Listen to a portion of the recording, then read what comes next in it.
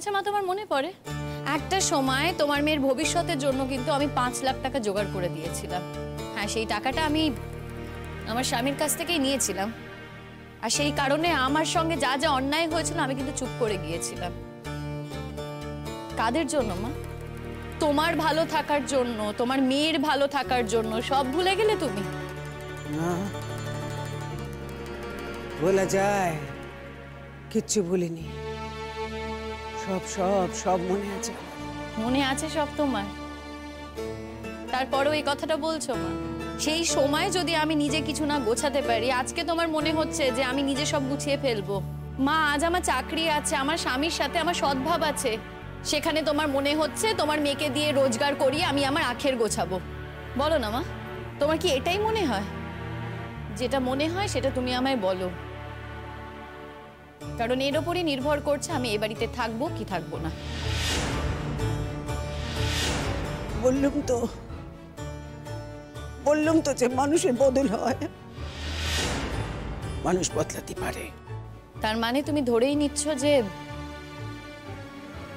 এই অন্যায়টা আমি করতে পারি, আমি এই কাজটা করতে পারি, তাই তো? পরাগ, আমি তো কখনো তোমার কাছ থেকে কিছু চাইনি, কোনোদিনও আমি তোমায় কিছু বলিনি। আমাকে যা বলেছো আমি আমার সাধ্য মতো তোমাদের জন্য করার চেষ্টা করেছি, তোমাদের দিয়েছি। কিন্তু আজকে আমি তোমার কাছে চাইছি আমার জন্য একটা আলাদা বাড়ি দেখে দেবে।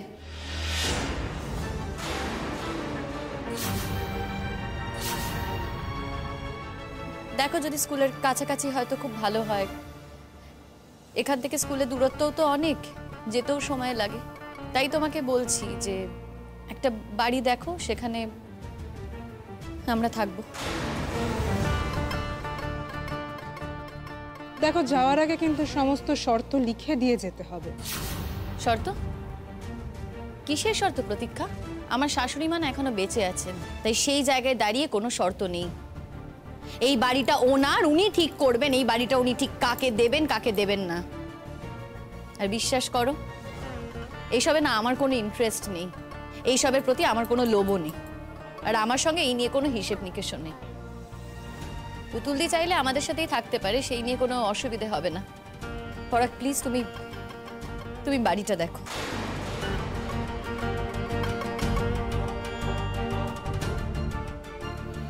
ঠিকই বলেছো তুমি শিমুল, এই অসম্মানটা তো তোমার প্রাপ্য নয়। আর খুব ভালো করে জানি শিমুল, তুমি কতখানি নির্লোভ একজন মানুষ। আর আমি এই পরিতাপের আগুনে পুড়ে আজকে আমার মধ্যেও সেই লোভটা চলে গেছে। আমি নিজেও এখন কিন্তু একজন নির্লোভ মানুষ, কিছু এসে যায় না। তুমি তো চাকরি করছো, আমারও নিশ্চয়ই আজ বাদে কাল কিছু একটা জুটে যাবে। ঠিকই বলেছো, আমাদের খুব তাড়াতাড়ি নতুন বাড়ি খুঁজতে হবে। মা, তুমি কিন্তু বাধা দেবে না, হ্যাঁ? কিচ্ছু বলবে না। কত ধানে কত চাল সব বেরিয়ে যাবে।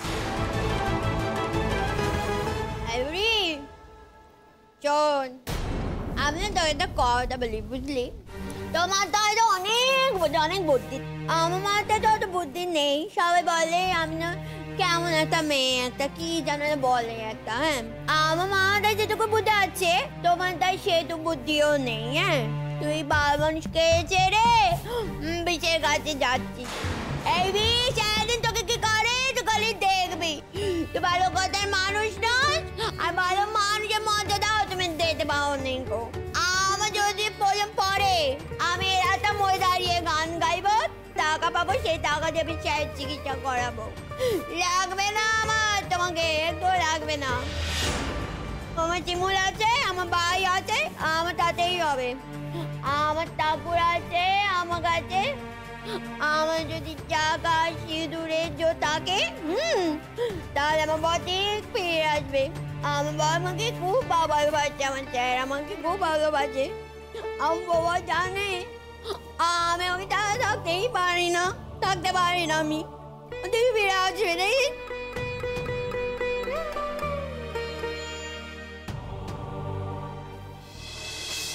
পুতুল দি, চলো তো ওপরে চলো, ফ্রেশ হয়ে নেবে, তারপর তোমায় খাইয়ে দাইয়ে ঘুম পাড়িয়ে দেবো। তোমার জীবনে তো একটা অসম্ভব লড়াই চলছে, কালকে আবার আরেক জায়গায় তোমায় গান গাইতে যেতে হবে, আর আমাকেও বাড়ির খোঁজ করতে হবে।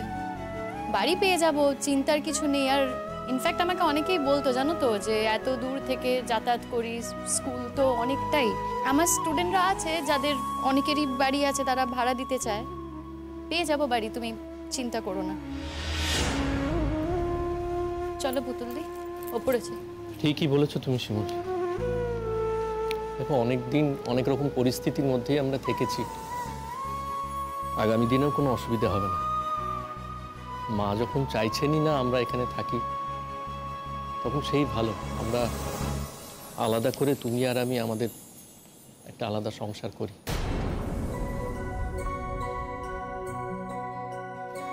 দিদি, তুই কোনো চিন্তা করিস না, বুঝলি? তোর এই ভাই যতদিন আছে, শিমুল যতদিন আছে, তোর কোনো অসুবিধা হবে না।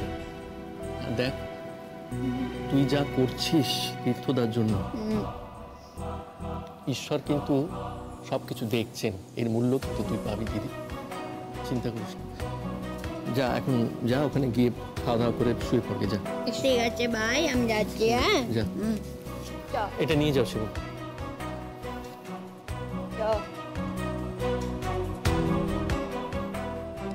তোমায় ভয় দেখাচ্ছে মা, তুমি চিন্তা করো না তো। মা, তুমি ভয় পাচ্ছ নাকি? আরে আমি তোমার ছোট বৌমা তো আছি তোমার সঙ্গে। তোমার ছোট ছেলের জন্য আমি কত চেষ্টা করছি বলো তো। তুমি দেখো, একদিন না একদিন ও ঠিক বেরিয়ে আসবেই, তারপর আমরা সবাই একসঙ্গে থাকবো, তুমি আমাদের সাথে থাকবে, ঠিক আছে মা? দাঁড়াও, কি বললে তুমি কথাটা? কি বললে তুমি মাকে? মা তোমাদের সঙ্গে থাকবেন, তাই তো? বাহ, শোনো, মা যেখানে আছেন না, মা কিন্তু সেখানেই থাকবেন। তোমরা আসলে মায়ের সঙ্গে রয়েছো, এই বাড়িটা জোর করে দখল করে রয়েছো ভোগ দখল করার জন্য। তোমরা মায়ের কাছে আছো, তাই উল্টো পাল্টা কথা বলতে এসো না। আর শোনো, মা তো চাইছেন না, মা চাইছেন না যে আমরা এখানে আর থাকি। ঠিক আছে, আমরা অন্য জায়গাতে চলে যাব, অন্য কোথাও থাকব, কিন্তু তার মানে এটা ভেবো না যে আমরা মায়ের কোনো খবর রাখবো না। মায়ের সুবিধা অসুবিধার খবর আমরা সবসময় রাখবো। আমরা যদি জানতে পারি যে মায়ের কোনো অসুবিধে হচ্ছে, আমরা কিন্তু তোমাদের ছেড়ে কথা বলবো না।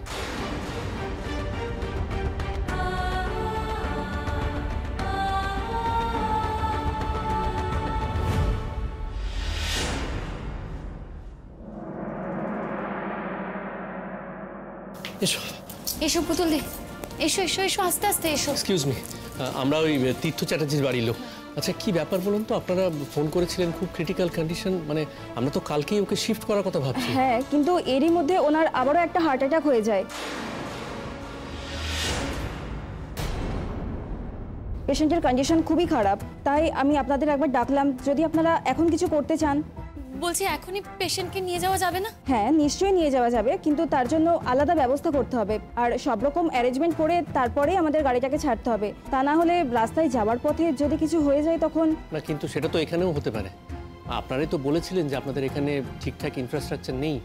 হ্যাঁ, আমরা বলেছি আমাদের কাছে ইনফ্রাস্ট্রাকচার নেই, কিন্তু আমরা আমাদের যথাসাধ্য চেষ্টা করেছি স্যার। কিন্তু এর বাইরে এই পেশেন্টের জন্য এটা যথেষ্ট নয়। আপনাদের আরও আগেই পেশেন্টকে নিয়ে যাওয়া উচিত ছিল, কিন্তু তখন তো পেশেন্টকে মুভ করা যাচ্ছিল না। কিন্তু আমাদের যেরকম গাড়ির ব্যবস্থা করতে হবে, যেরকম অ্যাম্বুলেন্সের অ্যারেঞ্জ করতে হবে, সবটাই খুব খরচা সাপেক্ষ ম্যাম, আর সেটা আমাদের অ্যারেঞ্জ করে তারপরেই গাড়িটাকে ছাড়তে হবে। দেখুন, যা করার তাই করুন, কিছু একটা ব্যবস্থা করুন প্লিজ। আচ্ছা, কাইন্ডলি একটা জিনিস একটু বলবেন, মানে কতটা টাকা লাগতে পারে? অনেকটা টাকাই লাগবে।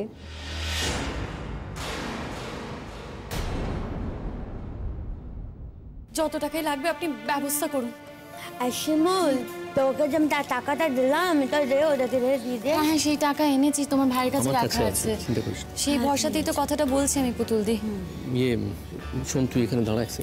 ঠিক আছে শিমুল তুই এদিকে এসো। কি হয়েছে? শোনো, আমি একটা কথা ভাবছি, এর পরে কি হবে? মানে ওকে যেখানে শিফট করা হবে তীর্থদাকে, সেটা তো অনেক বড় হসপিটাল, অনেক বেশি টাকা পয়সা লাগবে সেখানে।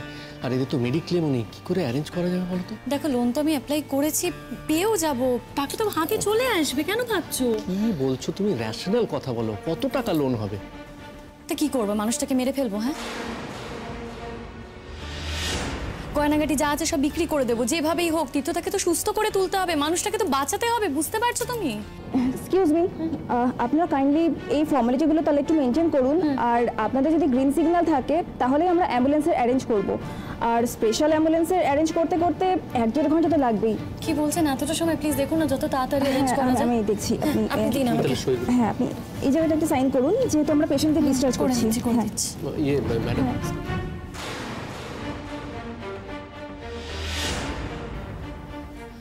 বলছি এটা কথা ছিল। আচ্ছা বলছি, আপনারা যে এখানে পেশেন্টকে রাখতে পারছেন না, আপনাদের এখানে ইনফ্রাস্ট্রাকচার নেই বলে, সেটা কি একটু লিখে দেবেন? মানে আমরা যদি পেশেন্টকে কোনো বড় হসপিটালে নিয়ে যাই, সেখানে তো জায়গা নাও থাকতে পারে, তাই আপনারা যদি একটু রেফার করে দেন তাহলে অ্যাডমিট করাতে আমাদের খুব সুবিধা হয়। হ্যাঁ ম্যাম, এটুকু হেল্প তো আমরা নিশ্চয়ই করছি। আপনারা ততক্ষণ এই কাগজপত্রগুলো একটু আপডেট করুন, আমরা ততক্ষণে অ্যাম্বুলেন্সের ব্যবস্থা করছি। ওকে। আমার স্বামী তো খুব অসুখ করেছে, অনেক বড় অসুখ করেছে আমার স্বামীরা। টাকার অভাবে না আমার স্বামী ভালো করে চিকিৎসা করতে পারছে না, জানো তো। আমি তো অসুখ হলে আমি কিছু করতে পারি না। হ্যাঁ, তোমরা সবাইকে বলছি, হ্যাঁ আমি না গান করতে পারি। হ্যাঁ, আমি তো গান করি। হ্যাঁ, তোমার যে ভালো লাগে তাহলে আমাকে টাকা দেবো। হ্যাঁ, আর যে ভালো না লাগে আমার গান, তাহলে টাকা দিতে হবে না। হ্যাঁ, শুধু শুনো তাহলেই হবে। হ্যাঁ, আমার হৃদয় তোমার আপন হাতে দোলে, দোলাও দোলাও দোলাও আমার হৃদয়।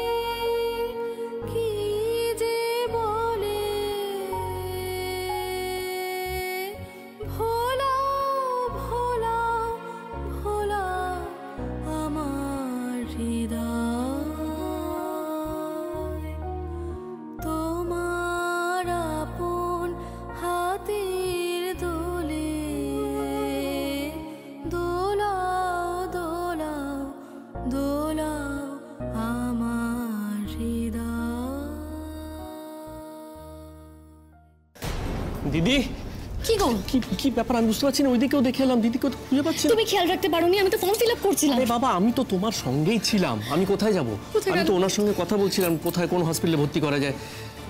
আচ্ছা, ও তীর্থদাকে দেখতে যায়নি তো? আচ্ছা কি করে কোথায় দেখতে যাবো, কি করে জানবে কোনটা বেড নাম্বার? না মানে আন্দাজে যদি কোথাও।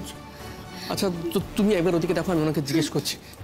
ম্যাডাম, ওই আমার যে দিদি এখানে ছিল, মানে যার হাজব্যান্ড ভর্তি আছে তীর্থ চ্যাটার্জি, ও কোথায় গেল আমরা খুঁজে পাচ্ছি না। পরাগ নেই কোথাও পুতুল দি।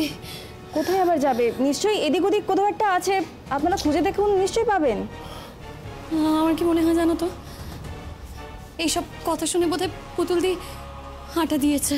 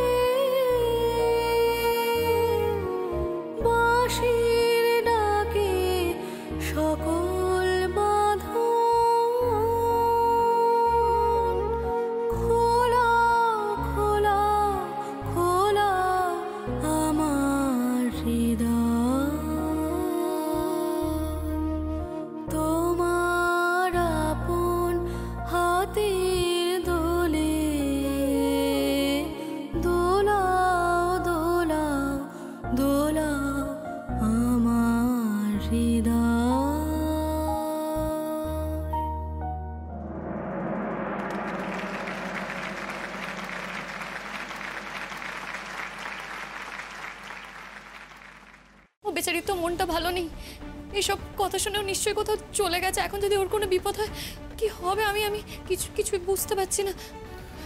বলছি শোনুন না, যত তাড়াতাড়ি সম্ভব অ্যাম্বুলেন্সটা অ্যারেঞ্জ করুন। আর আমাদের তো ফোন নাম্বার দেওয়া আছে, অ্যাম্বুলেন্স অ্যারেঞ্জ হয়ে গেলেই আমাদেরকে একটু ফোন করে জানাবেন। হ্যাঁ নিশ্চয়ই আমি এখানে দেখছি। শোনো না, বেচারি তো ঠিক করে হাঁটাচলা করতে পারে না। যদি কোনো বিপদ হয়ে যায়, ও যদি হারিয়ে যায়, যদি কিছু করে ফেলে, আমি না সত্যি বুঝতে পারছি না পরাগ। শিমুল, তুমি শান্ত হও। দেখো আমরা সবাই এখানে আছি, এরকম একটা অবস্থা নিশ্চয়ই। চলো আমরা গিয়ে দেখি। নিশ্চয়ই কি করে ফেলতে পারে কিছু একটা। তুমি বুঝতে পারছো না ওর মনের অবস্থাটা? আমার খুব ভয় করছে পরাগ। ওর যদি কোনো বিপদ হয়, ও যদি কিছু করে ফেলে, ও যদি হারিয়ে যায়, কি হবে? তুমি শান্ত হও, শান্ত হও। আমার মনে হয় না ও সেরকম কিছু একটা করবে। এসব ভেবে লাভ নেই। চলো চলো খুঁজি তাড়াতাড়ি। চলো পুতুল দি। দিদি,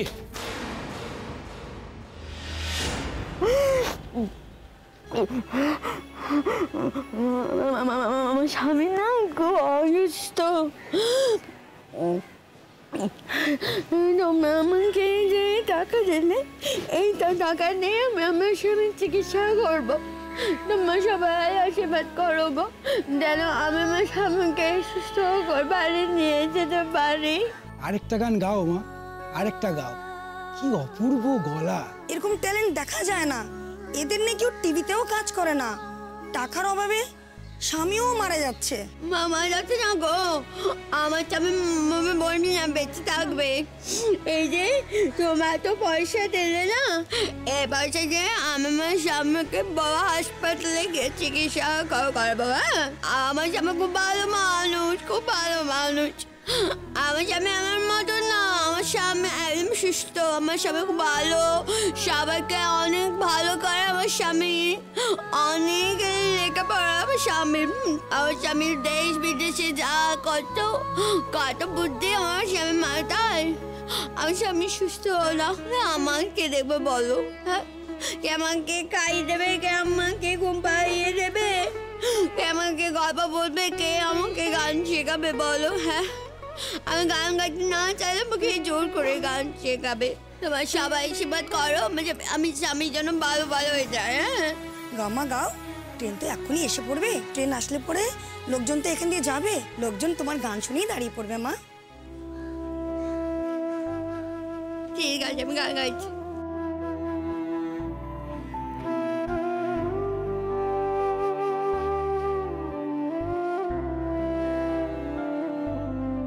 শুধু যাওয়া আশা, শুধু স্রোতে ভাষা, শুধু যাওয়া আশা, শুধু স্রোতে ভাষা, শুধু আলো আধারে কাঁদা হাসা, শুধু যাওয়া আশা, দিদি, স্রোতে ভাষা, শুধু যাওয়া।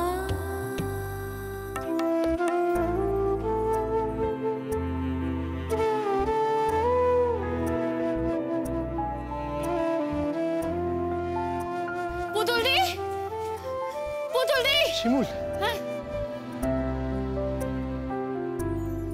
শুধু দেখা দিদির গলা পাচ্ছ না? গান গাইছে না?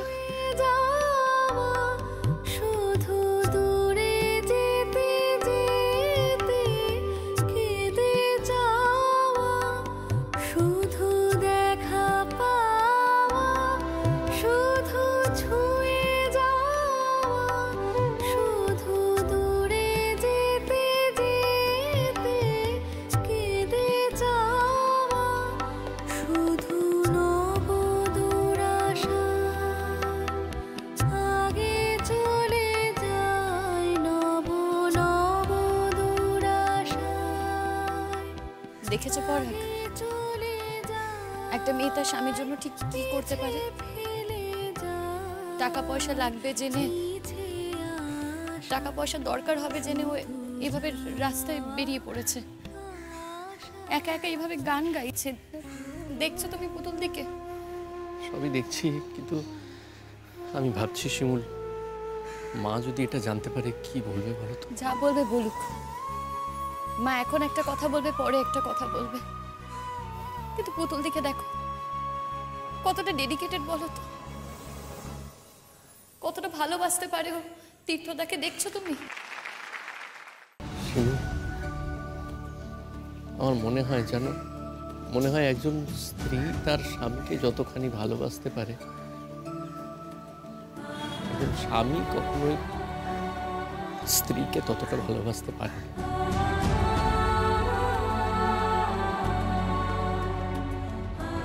না পরাগ, সবসময় তা হয় না, ব্যতিক্রমও হয়। তবে হ্যাঁ, মেয়েদের কাছে স্বামী পরম প্রার্থনার জিনিস, পরম আকাঙ্ক্ষিত জিনিস। দেখো না পুতুল দিকে, পুতুল দিকে দেখেই সেটা বোঝা যাচ্ছে। শুধু যাওয়া আশা, শুধু স্রোতে ভাষা, শুধু যাওয়া।